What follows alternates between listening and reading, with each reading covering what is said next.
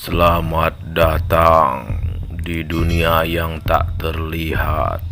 Di balik suara sunyi ada rahasia yang belum terungkap.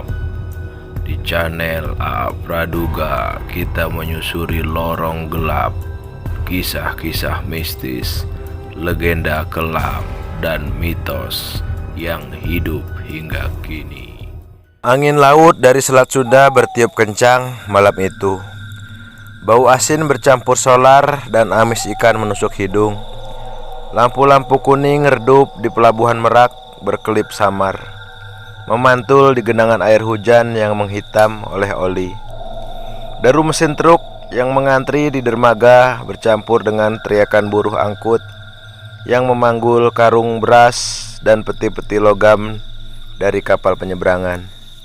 Di tengah hiruk pikuk itu, satu sosok berdiri tenang di bawah tiang lampu, menghisap rokok kretek sambil memandangi lalu lalang kendaraan tingginya hampir 2 meter, dengan bahu lebar dan dengan penuh urat menonjol. Di rahangnya yang keras terselip bekas luka memanjang, dan di gigi depannya tampak sedikit besi mengkilat. Itulah sebab orang memanggilnya Ujang Taring Besi. Bukan sembarangan preman, ia penguasa bayangan pelabuhan.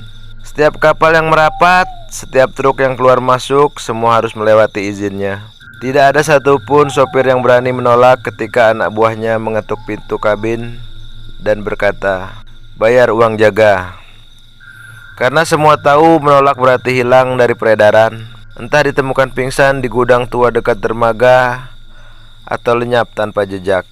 Kabar tentang kesaktiannya sudah melegenda. Orang-orang bercerita dengan nada berbisik.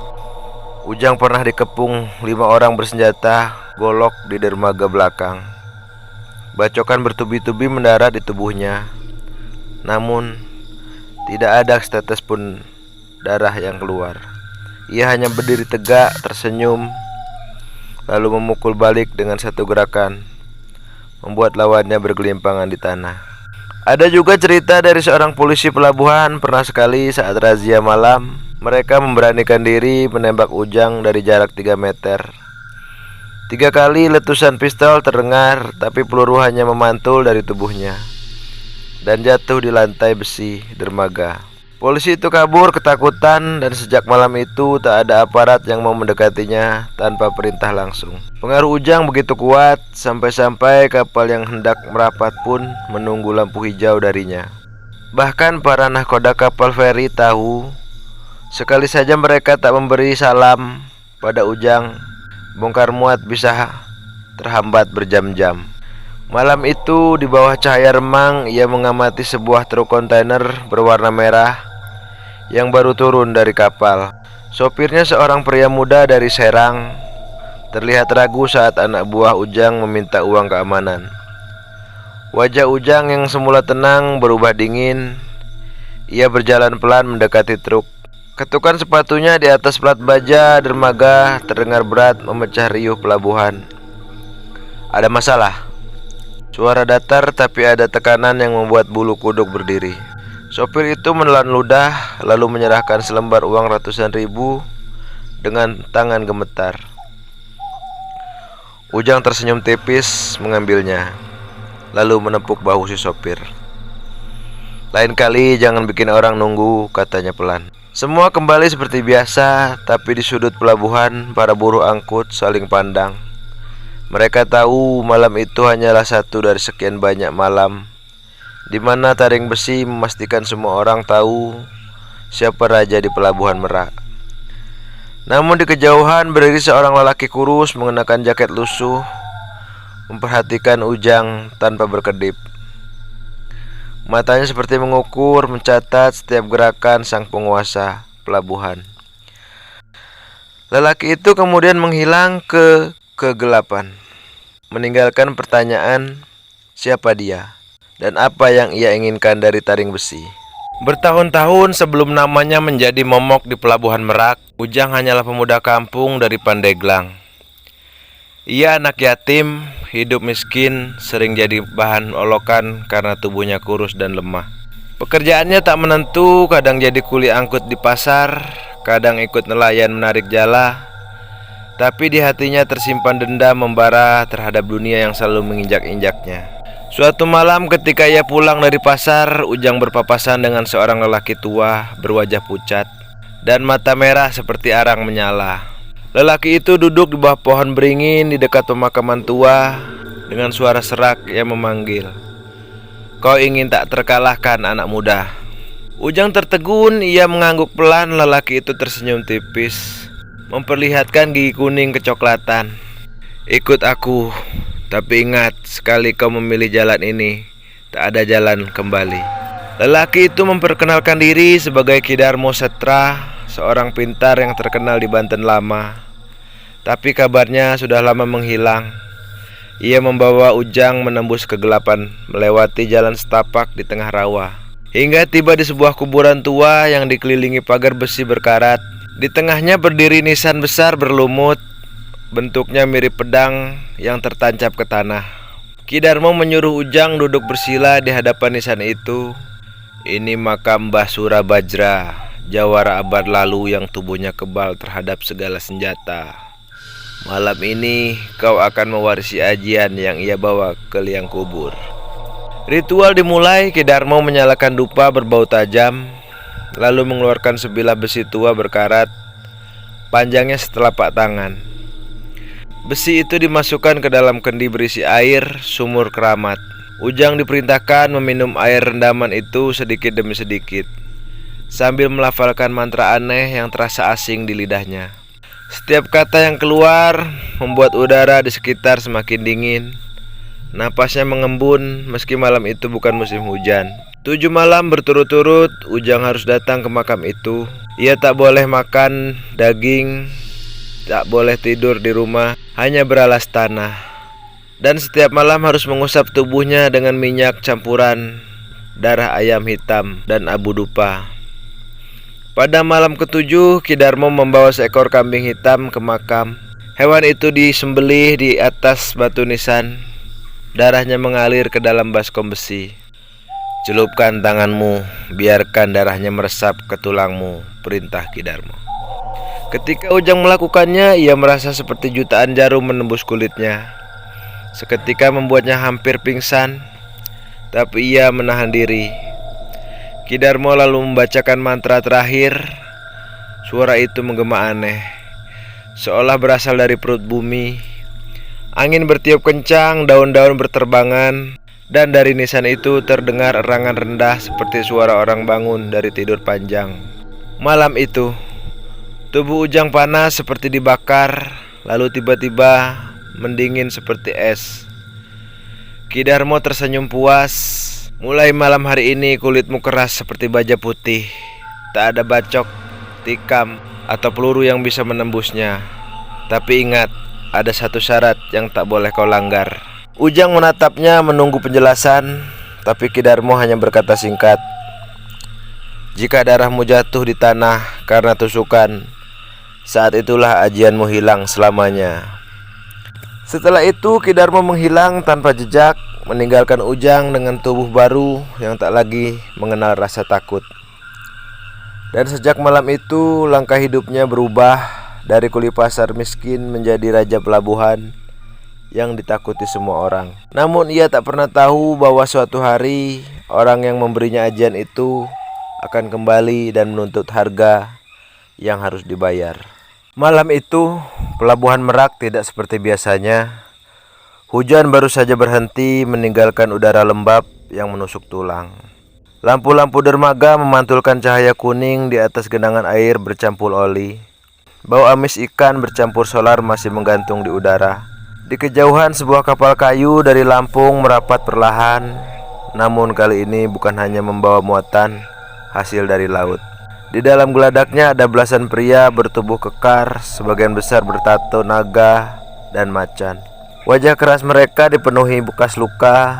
Mereka adalah anak buah Bang Gada, preman besar dari Teluk Betung, yang selama ini gerah mendengar cerita tentang Ujang Taring Besi menguasai jalur pelabuhan Merak.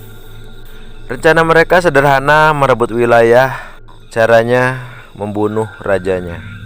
Saat kapal merapat, suasana pelabuhan masih ramai. Buruh angkut sibuk memindahkan karung beras, kontainer berdentang, dan suara klakson truk memecah malam. Ujang berdiri di bawah tiang lampu dermaga, menghisap kretek. Tatapannya seperti singa mengawasi padang perburuan. 3 pria dari rombongan Bang Ganda mendekat. "Bos mau ketemu. Ada urusan penting," kata salah satu dari mereka. Ujang tersenyum tipis, menghembuskan asap rokok. "Kalau urusannya duit, bicarakan sama anak buahku. Kalau urusan nyali, bicarakan sama aku."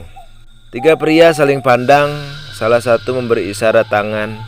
Dalam hitungan detik, lebih dari 10 orang muncul dari berbagai arah. Sebagian membawa golok, sisanya besi panjang dan rantai. Buruh angkut yang melihat langsung lari terbirit-birit meninggalkan karung-karung di tanah. Golok pertama meluncur dari belakang. Sret! Bilahnya mendarat tepat di punggung Ujang. Namun hanya menimbulkan bunyi klang seperti memukul besi.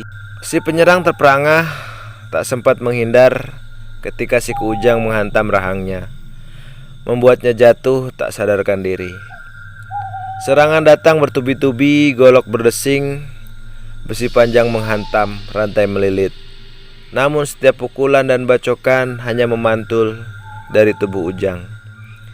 Ia melangkah maju seperti raksasa, memukul, menendang, dan melempar lawan-lawannya ke laut satu persatu. Terlihat jelas kesaktiannya nyata. Bacok tak mempan, tembakan pun jika ada hanya akan memantul. Tapi di tengah hiruk-pikuk itu, seorang pria kurus berjaket lusuh yang sebelumnya memperhatikan Ujang dari kejauhan mulai bergerak. Ia tidak menyerang dengan terburu-buru. Dari balik jaketnya, ia mengeluarkan sebuah pisau tipis yang gagangnya dibalut kain merah. Ujang masih menghajar 2 orang terakhir saat pria kurus itu mendekat dari samping. Gerakannya cepat dan senyap seperti bayangan. Pisau itu menembus celah di antara tulang rusuk Ujang. Bukan tusukan penuh, hanya goresan kecil. Namun goresan itu cukup membuat Ujang tersentak. Ia merasakan panas aneh di kulitnya, lalu nyeri yang tak pernah ia kenal sebelumnya. Saat ia menoleh, pria kurus itu sudah menghilang di kegelapan, meninggalkan setetes darah merah jatuh di tanah basah. Buruh angkut yang mengintip dari balik tumpukan karung beras terkejut. Untuk pertama kalinya taring besi berdarah. Ujang memegang lukanya. Tatapannya liar mencari pelaku. Tapi hujan turun deras menutupi jejak. Anak buah mencoba mendekat, tapi Ujang hanya berkata pelan, "Cari dia malam ini juga, sebelum darah ini jatuh lagi." Namun di hatinya ia tahu ini bukan luka biasa. Ada sesuatu yang mulai menggerogoti ajian yang selama ini melindunginya. Hujan mengguyur pelabuhan Merak tanpa henti sejak dini hari. Air mengalir deras di sela-sela dermaga, membawa sampah plastik dan serpihan kayu ke laut. Angin dari Selat Sunda meniupkan aroma asin bercampur solar, membuat udara semakin berat. Ujang taring besi duduk di dalam gudang pelabuhan yang sepi. Di depannya lampu minyak bergoyang diterpa angin, memantulkan cahaya kekuningan pada wajah yang tegang. Tangan kirinya masih menekan luka di rusuk kanan, goresan kecil dari malam perkelahian itu. Tapi anehnya, luka itu tidak mau mengering. Biasanya bacokan besar apapun hanya akan meninggalkan memar. Kali ini, setiap kali ia mengusapnya, selalu ada darah segar yang merembes. Dan yang lebih mengganggu, tubuhnya terasa sedikit lemas, seolah-olah sebagian dari kekuatan yang selama ini membuatnya tak terkalahkan mulai tergerus. Malam itu sekitar pukul 11, dermaga sudah hampir sepi. Sebagian besar feri sudah berlayar. Hanya tersisa beberapa truk yang mengantri untuk penyeberangan terakhir. Hujan masih turun, membuat pelabuhan tampak seperti lautan. cahaya lampu yang terpantul di permukaan air. Dari arah kapal penyeberangan yang baru merapat, seorang lelaki tua turun perlahan. Tubuhnya tegap meski umur sudah lanjut. Ia mengenakan jubah hitam panjang, membawa payung besar, dan menggenggam tongkat kayu hitam yang ujungnya berukir kepala ular. Tatapannya tajam menembus tirai hujan, langsung menuju gudang tempat Ujang berada. Para anak buah Ujang yang melihatnya langsung menyingkir tanpa banyak tanya. Ada aura berat yang membuat mereka enggan menghalangi langkahnya. Pintu gudang berderit saat dibuka lelaki tua itu masuk, menutup payungnya lalu menatap Ujang lama tanpa bicara. Ujang membeku. Matanya mengenali wajah itu, wajah yang sudah lama, wajah yang sudah bertahun-tahun ia tak lihat. "Guru," suara Ujang nyaris berbisik. "Kau sudah lupa pada peringatan terakhirku," jawab lelaki tua itu dengan nada datar. Lelaki tua itu adalah Ki Darmo Setra, orang yang dulu memberinya ajian baja putih di kuburan Mbah Surabajra. Ujang bangkit dari duduknya, tapi wajahnya tetap dingin. "Aku tidak lupa, Guru. Aku hanya menggunakan ajian ini untuk bertahan hidup." "Bertahan hidup?" Ki Darmo mendengus. "Kau membangun kerajaan di atas ketakutan orang. Kau jadikan ilmu ini alat memeras dan menguasai. Ajian yang kuberikan tak pernah untuk itu." Ujang terdiam, kilatan kilat dari luar gudang sekali menerangi wajah mereka, membuat suasana semakin tegang. Ki Darmo melangkah mendekat, tatapannya menyorot tepat ke luka di rusuk Ujang. "Kau sudah terluka, ajianmu mulai runtuh." "Hanya goresan kecil," bantah Ujang. "Bukan goresan biasa, itu tusukan pisau Kiai Balik Diri. Senjata itu menembus pelindung ajianmu, dan darah yang keluar darinya akan memanggil kembali kutukan yang selama ini menunggumu." Ujang menatap tajam. "Siapa yang mengirimnya?" Ki Darmo menghela napas panjang. "Pria itu adalah anak dari korban pertarunganmu dulu, saat kau baru menjadi raja pelabuhan.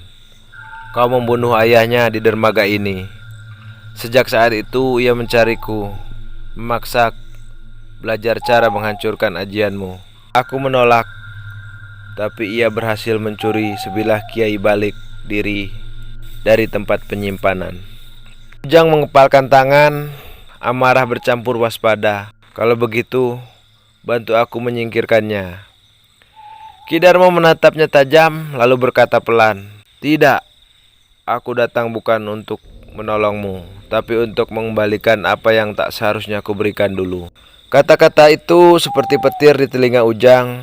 Untuk pertama kalinya ia merasakan rasa takut yang tidak bisa ia lawan. Ki Darmo menancapkan tongkatnya ke lantai gudang, suaranya seperti vonis. "Jika darahmu jatuh ke tanah 3 kali, seluruh ajian baja putih akan hilang. Luka itu adalah pertama. Kau tidak punya banyak waktu. Entah kau memilih bertarung sampai mati atau menyerahkan dirimu pada ritual penarikan." Ujang terdiam. Di luar hujan mengguyur semakin deras. Dari sela pintu terlihat bayangan pria kurus berjaket lusuh itu berdiri di kejauhan, memperhatikan mereka dari balik hujan. Matanya menyala penuh dendam, dan di saat itulah Ujang sadar malam ini hanyalah awal dari akhir kekuasaannya. Malam terakhir Ujang Taring Besi sebagai Raja Pelabuhan Merak dimulai. Dengan langit yang gelap pekat, ombak Selat Sunda menghantam tiang-tiang dermaga, mengirimkan percikan air asin ke udara. Hujan yang sejak sore mengguyur belum menunjukkan tanda akan reda. Di dermaga utama, lampu-lampu mercusuar memantul di permukaan air yang bergelombang. Suara kapal feri yang merapat bercampur dengan teriakan buruh angkut. Tapi di balik keramaian itu ada suasana mencekam, seperti semua orang tahu sesuatu yang besar akan terjadi malam ini. Ujang berdiri di ujung dermaga, mengenakan jaket kulit hitamnya yang basah kuyup. Luka di rusuknya terasa berdenyut, tapi ia tak peduli.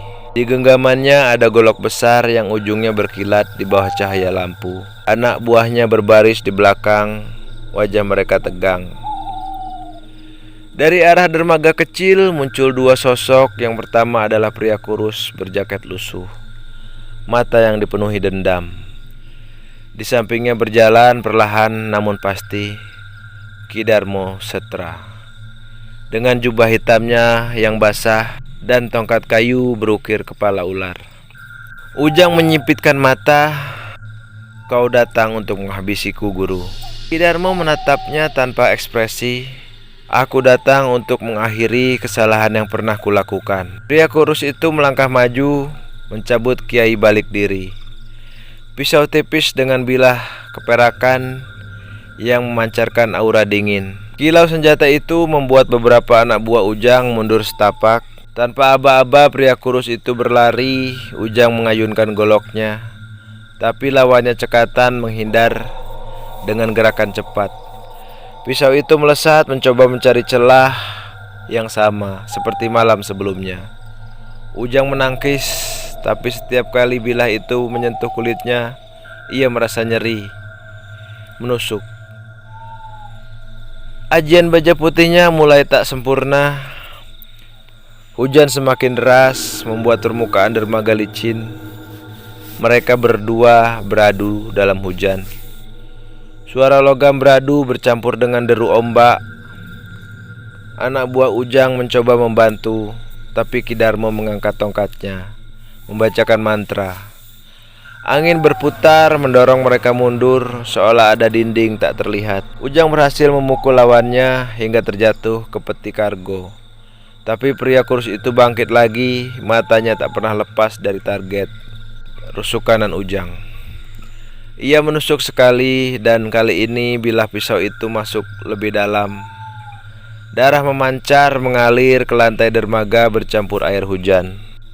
Ki Darma menatap darah yang jatuh ke laut. Itu yang kedua, katanya pelan. Nyaris tak terdengar di tengah badai. Ujang terhuyung, tapi amarahnya membuatnya tetap berdiri. Ia menebas liar, memaksa pria kurus itu mundur. Namun setiap langkah terasa berat. Tenaganya benar-benar terkuras. Pria kurus itu memutar tubuh, melompat dari sisi dermaga, lalu kembali naik ke belakang Ujang. Gerakannya secepat bayangan. Satu tusukan terakhir menembus punggungnya. Ujung bilah keluar dari dada. Darah muncrat deras. Tetes ketiga jatuh di lantai kayu dermaga, mengalir ke laut. Suara gemuruh petir mengiringi robohnya tubuh Ujang taring besi. Goloknya terlepas jatuh dengan bunyi berat. Wajahnya menatap kosong ke langit malam yang tak terlihat di balik hujan. Kesaktian yang selama ini membuatnya tak terkalahkan menguap bersama napas terakhirnya. Ki Darmo berjalan perlahan mendekat menatap jasad muridnya. Ilmu ini bukan untuk kesombongan, ucapnya lirih. Lalu membalikkan badan, meninggalkan dermaga tanpa menoleh. Pria kurus itu berdiri di sisi jasad Ujang, menatap lama sebelum berkata pelan, "Ayah, dendam ini sudah lunas." Saat fajar tiba, pelabuhan kembali beraktivitas seperti biasa. Buruh angkut memanggul barang, kapal merapat berlayar, truk mengantri seperti biasa. Tapi di pojok dermaga ada bekas darah yang tak hilang meski berkali-kali tersapu ombak. Sebuah tanda bisu bahwa di tempat itu raja pelabuhan yang kebal bacok dan tembak pernah runtuh.